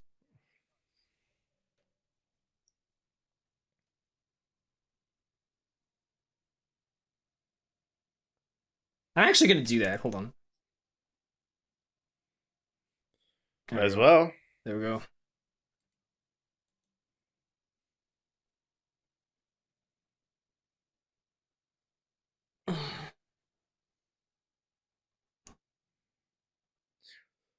See, if the previous song was the guy floating through space, like reminiscing on his life, this is the credits song. Yep. This is him, like, you know, running out of air and about to explode or whatever. You can see him just off in the distance, still floating. He's probably dead by now. Yeah. But the credits are like scrolling upwards as he's just floating off in the distance. And then, like, halfway through the credits, he just explodes, and that's it. And the credits keep going. Yep.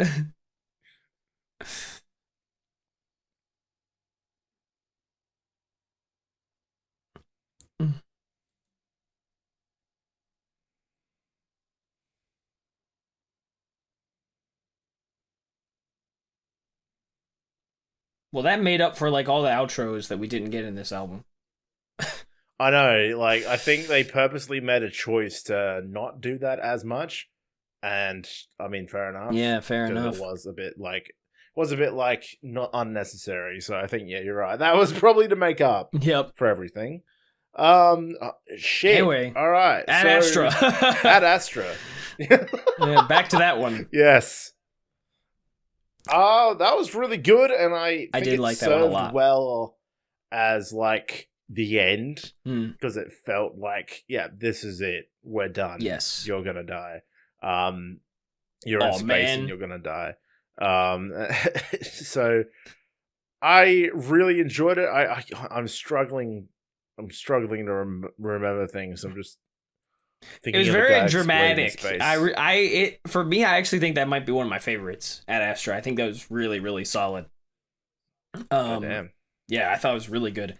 I just liked how everything was put together. I don't think like it didn't do anything too weird, but it was like super dramatic.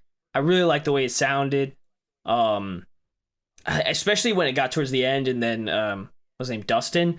Oh, good old Dustin. He started fucking getting way up there and started belting out those really high notes. You know, kind of contrasted with the little kind of response line that was a little bit lower in his range. I like that a lot. Good. I thought it was really, really good. Again, that's probably in my top 3 actually. I feel like I need to go back and listen to it, because I genuinely, after that outro, I don't remember shit.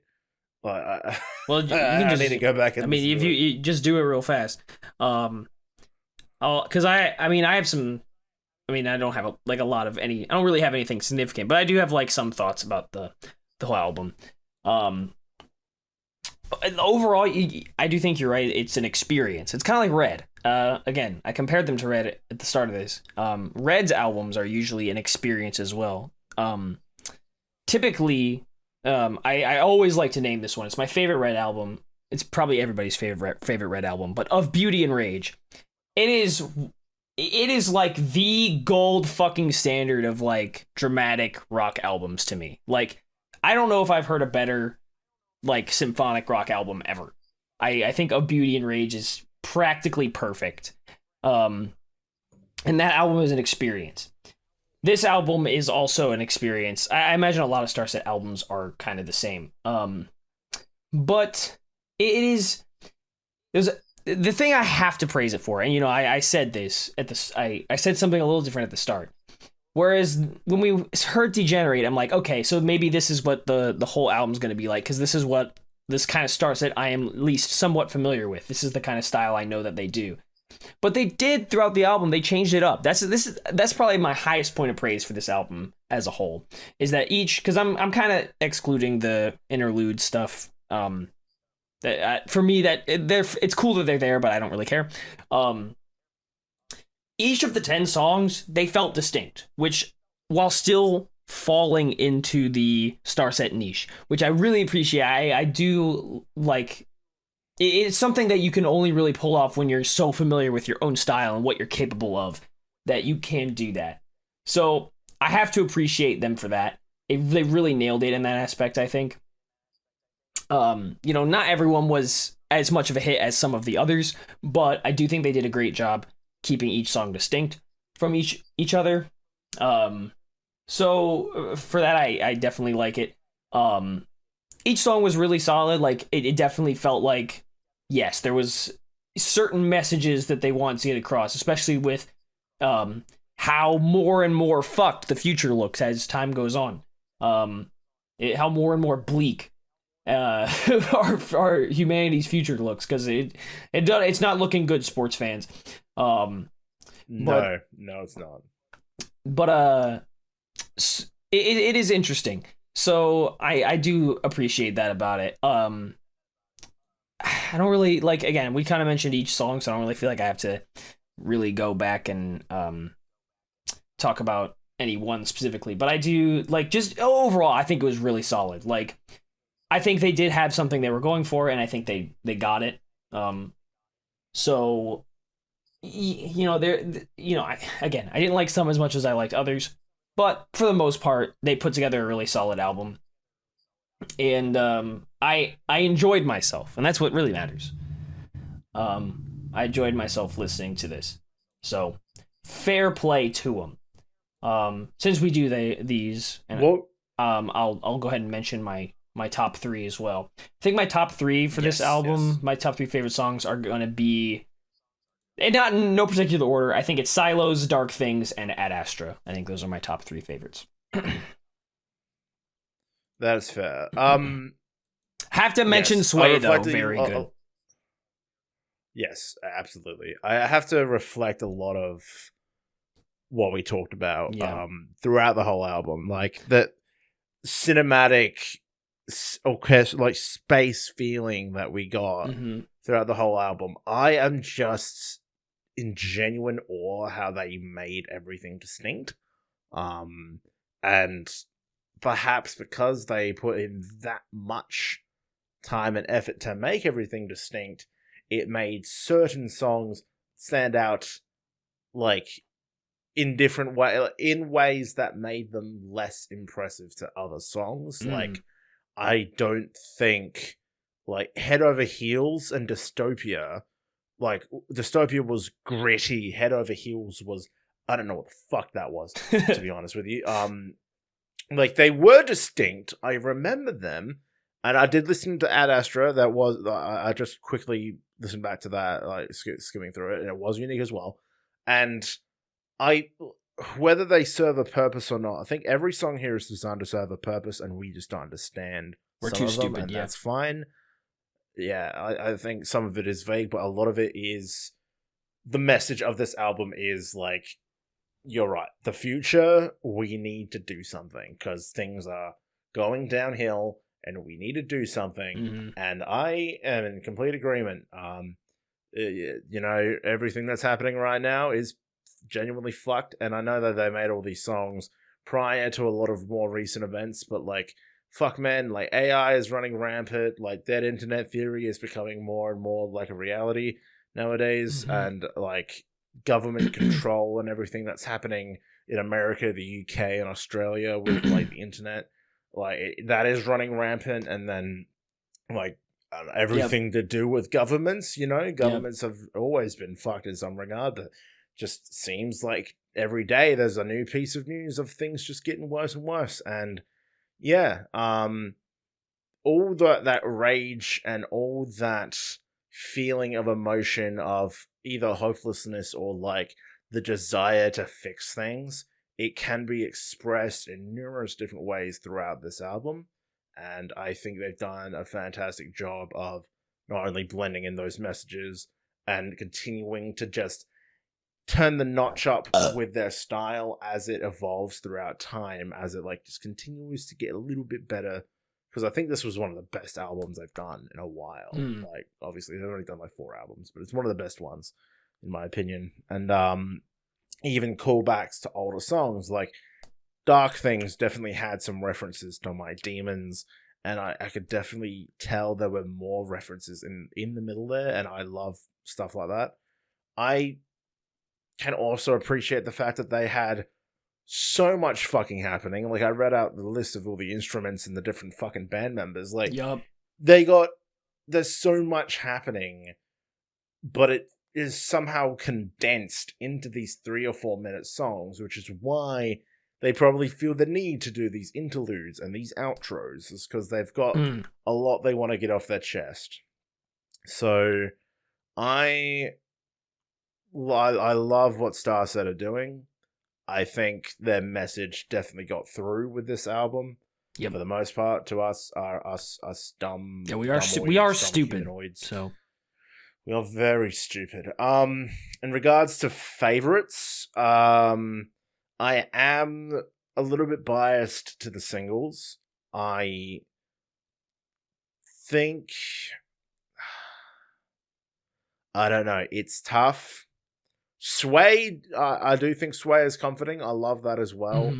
But I do think I'm stuck between, like, Silos, Dark Things, and Brave New World. But, like, then Degenerate was also really sick. Shattered Dreams was pretty good, despite it was just a cover. I wanted to like Toxic more, because I knew it was a pretty cool single. Because when you look at all the singles that STARSET done, I think even Toxic has like a completely different album cover compared to the rest. Like singles cover compared to the rest. And yeah, I don't know. I think they did a fucking solid job though, and I'm struggling to say what my best are, but I am accustomed to the singles despite not listening to all of them. They're quality in a completely different way. Yeah. So fucking good on you guys. That fucking STARSET's amazing. They're fucking such a good band. Yep. Love them. Yeah, I don't know what else to say. I think there's just a lot to pack in and take from this album and from this band. And I definitely encourage you guys to go through and listen to some of their other albums. I definitely recommend it. Nice. I probably will at some point, yeah. But it takes a little mental fortitude to just be like, all right, time to listen to an album. Yeah. See where I would even just look down at the last album, Horizons. Mm-hmm. You look at the fucking the average like duration of each of their songs. Holy. It's like 5 minutes. Yeah. Because they all have outros. That's what I'm saying. Jesus. Like they all have fucking outros and shit. That's what I was expecting, but no, we didn't get that this time, so whatever. Also like Symbiotic and Dreamcatcher are bangers from that album. I 100% recommend. Anyway, thank you all for listening along with us to SILOS and STARSET. That was a fucking banger. Yes. We'll do the casual spiel. I don't know if we've got any other albums lined up. So I don't think so, but it is I think I can't remember. It's a little over a month from the day of recording this until Pokemon Legends ZA drops. So that might be the next thing we do. Yes, I will be fairly busy in October. I am a part of a few different events, so I'm going to try and do my absolute fucking best with making like time to record ZA. It might be a bit difficult, but we'll do our absolute fucking best to be a part of it and record as much as we can. Yeah. I will try and record some bulk so we have something to space out. Yeah.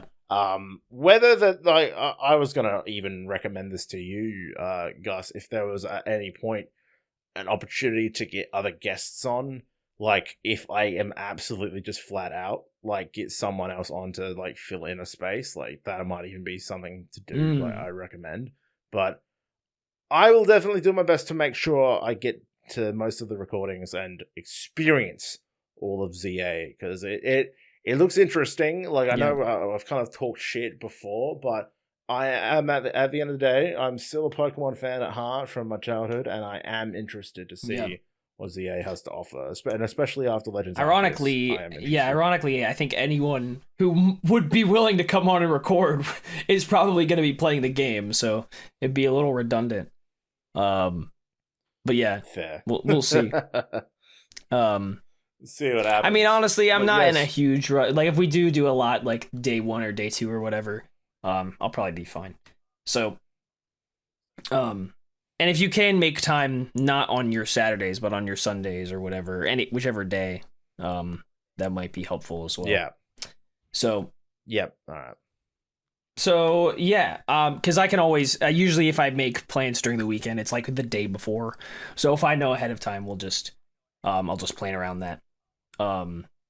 Yep. Sweet. So. We'll see what we can do. Yeah, but that'll be that. Expect that, guys. The other this is weird to have the end of this album review, but I might as well say it. The release date for Age of Imprisonment got revealed yesterday at the Nintendo Direct, and it's like 2 weeks after ZA, which is 3 weeks. 3 weeks after ZA. So we're gonna have to wait a little bit before we get to that, but We'll do basically from October onwards. Yeah, there will we got some gaming stuff headed your way. Yeah, basically whenever we have time, we'll be doing Legends ZA and then Age of Imprisonment. Yep. Like just whenever time allows it, we will do it. But yeah, I know I'll be busy, but I'll do my absolute fucking best. Yep. So, but that's like it's beginning of November is when it comes out. So, but that's another one where I'm like, I'm not in a huge rush to play it or anything. It's Hyrule Warriors. Gucci. So anyway, It's Hyrule Warriors. it's I know Hyrule exactly Warriors what I'm is getting. fun, though. Yep, I know exactly what I'm getting. I'm gonna fight a bunch of bitches. So yeah. Yeah, love it. So yeah, that's it. But that's it for this album review. If you do, by chance, anybody watching this has a recommendation for an upcoming album that you might you'd be interested in listening to our thoughts on, feel free to leave them in the comments, and we'll have a gander at it at the band if we know them or whatever. We'll see what happens. And make sure to smash that like button and subscribe if you want more stuff like this. We're a little all over the place around here, and make sure your restricted mode is off. We'll see you next time. Yes, absolutely. And also, don't forget, check out my book and check out Gus's upcoming music video. Yes, it will be this week. My big music videos this week. Keep your eyes out for it. Fuck yeah. Big music video, big book, big boom! Can I get big boom? Boom! All right. Boom! All right, good. All right. Fuck. Say it.